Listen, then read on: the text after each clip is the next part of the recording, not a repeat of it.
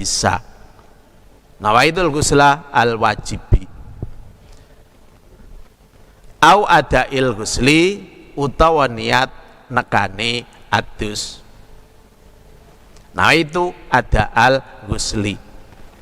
Jadi banyak sekali niat pada saat kita melakukan mandi besar. Tapi yang terperinci yang pertama tadi, kalau karena junub maka raf'ul janabati, kalau karena haid raf'ul haidi, kalau nifas raf'un nifas. Au raf'il hadasi, utawa niat ngilangi hadas. Jadi niatnya hanya menghilangkan hadas. Nawaitul ghusla li raf'il hadasi, hanya seperti itu juga masih diperbolehkan. Lebih utama awil hadasil akbari, utawa niat ngilangi hadas gede. Berarti niatnya nawaitul ghusla li raf'il hadasil akbari. Jadi macam-macam, boleh dipilih salah satu, yang penting harus pas. Bahasa Jawa juga boleh, jadi tidak harus memakai bahasa Indonesia. Aw an jami'il badani, utawa niat adus saking sekabiane awak. Berarti nawaitu raf'il hadasi jami'il badani, menghilangkan hadasnya semua badan. Yang pertama tadi kan menghilangkan hadas besar. Nawaitul ghusla li raf'il hadasil akbari, atau nawaitul ghusla li raf'i hadasi jami'il badani. Jadi macam-macam tadi. Wa huwa utawi hadasul akbar iku afdhalu luweh utama. Hanya saja kalau kita niatnya menghilangkan hadas besar itu lebih bagus karena lebih spesifik, lebih khusus. Beda dengan niat menghilangkan hadas saja. Karena hadas macam-macam, ada hadas kecil, ada hadas besar. Minal itlaqi, katimbang saking mutlakaken. Maksudnya yang pertama. Jadi nawaitul ghusla li raf'i hadasil akbari itu lebih bagus dibanding dengan nawaitul ghusla li raf'il hadasi tanpa tambahan dengan akbar. Awit toharoti, utawa sesuci li sholati krono sholat. Maksudnya nawaitul ghusla li raf'it toharoti sholah, nawaitul ghusla li toharotis sholah. Jadi bukan raf'il hadas lagi, bersuci untuk sholat itu juga diperbolehkan. Fi hakil junubi, ing dalam hake wong kang junub, tapi khusus. Wamalan, barang ba'dahu kang tetap ing dalam sause junub. Jadi khusus untuk junub juga ma ba'dahu. Tadi disebutkan bagi orang yang haid dan juga yang nifas, seperti semua. Niatnya hanya satu.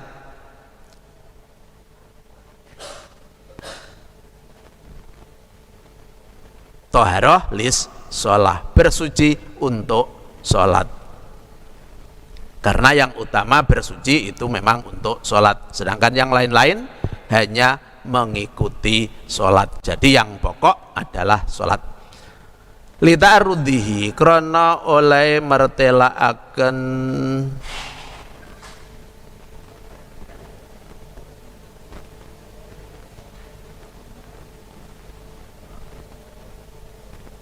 raf'ul hadas lil maksudi maring perkara kang den sejo, fi ghairi raf'il hadasi, ing dalam liyane ngilangi hadas. Itu alasannya karena dengan thaharah lisholah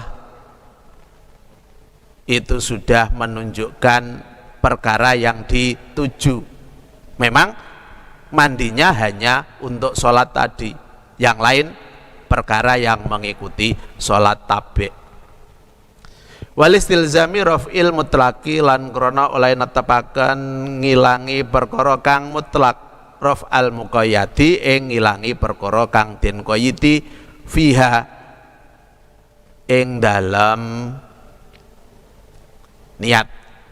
Alasan yang kedua, dengan niat yang sifatnya umum, raf'ul hadas itu sudah menghilangkan perkara yang dijelaskan, misalnya karena junub, karena haid, karena nifas. Yang penting menghilangkan hadas, hadas semua yang dihilangkan.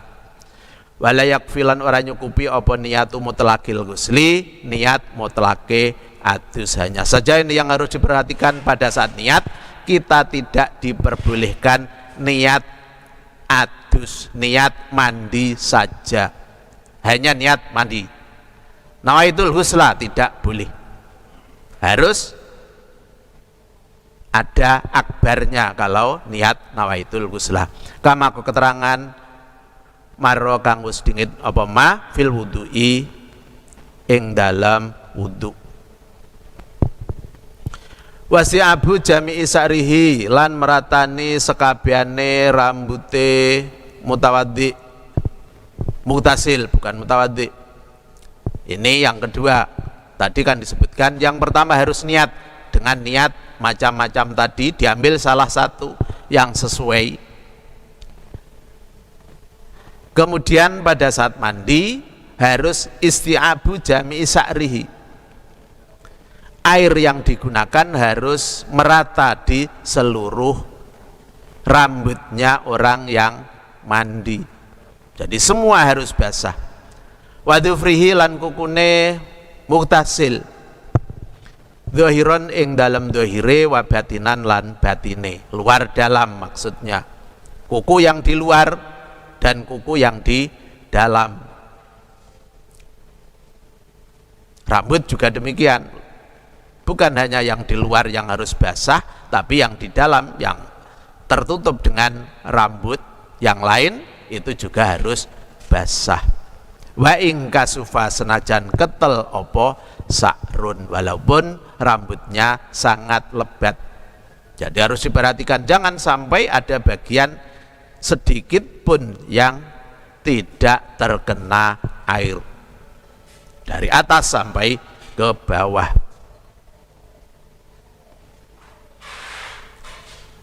Wajami'i dohiri basarihi lan sekabiane jobone kulite muktasil. Kemudian di samping rambutnya tadi juga seluruh kulit harus terkena air dari atas sampai bawah, termasuk kulit kepala.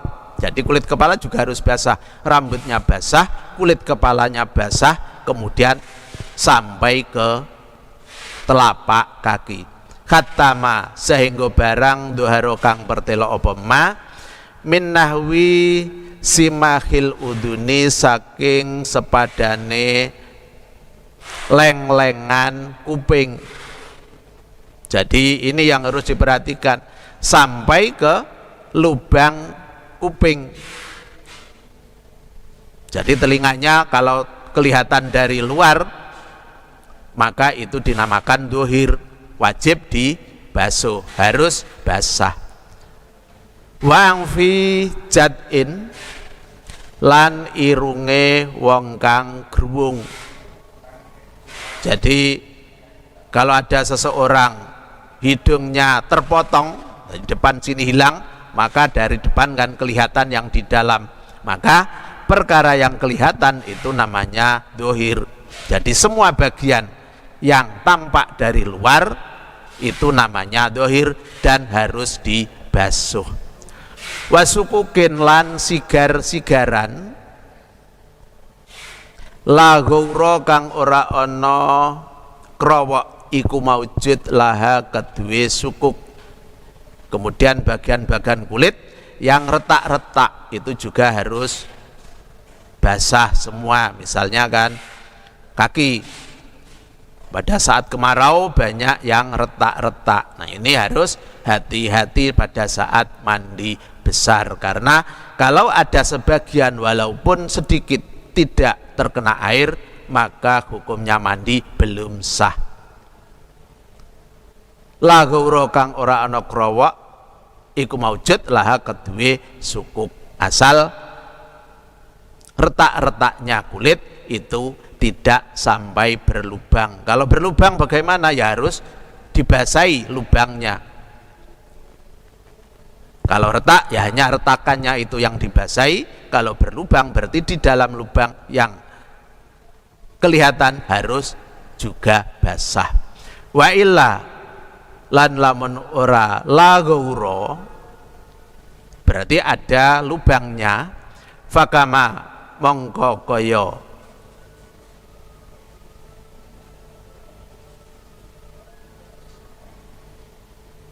sukuk fil wudu'i kang tetep ing dalam wudu. Dan apabila berlubang maka hukumnya seperti pada saat melakukan wudu.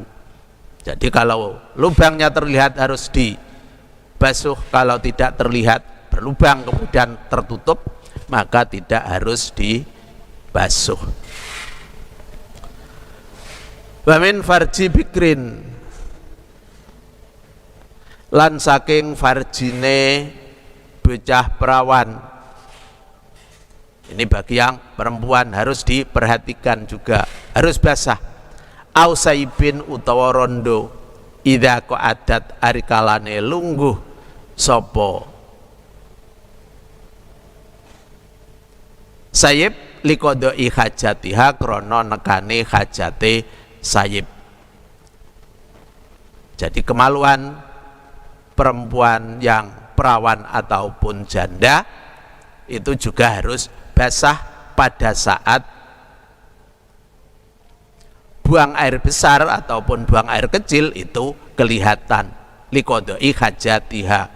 Kalau berdiri tidak kelihatan, tapi kalau jongkok kelihatan maka wajib dibasuh, karena itu hukumnya perkara yang luar. Wa malan barang tahta kulfatil aklafi kang tetep ing dalam jerone kuncupe wong kang durung sunat. Jadi ini kalau belum sunat maka bagian dalam dari perkara yang menutupi kemaluannya laki-laki itu juga harus dibasuh. Tidak boleh hanya yang di luar, karena yang di dalam itu hukumnya juga perkara yang luar, sebabnya harus dibuang. Jadi kulit yang luar yang menutup khasafah karena belum bersunat itu sifatnya perkara yang luar. Fala yajibu mongko ora wajib apa ghuslu batine akdis sa'ri, masuh jerone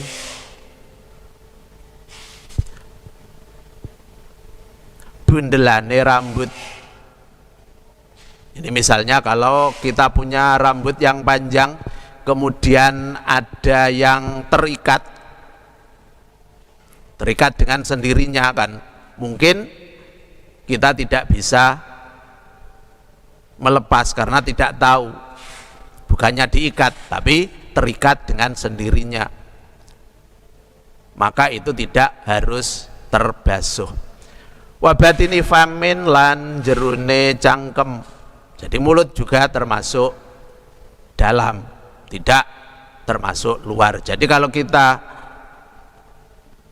menutup bibir, semua yang kelihatan itu luar, maka wajib dibasuh. Tapi kalau pada saat terbuka itu tetap tidak termasuk perkara yang luar.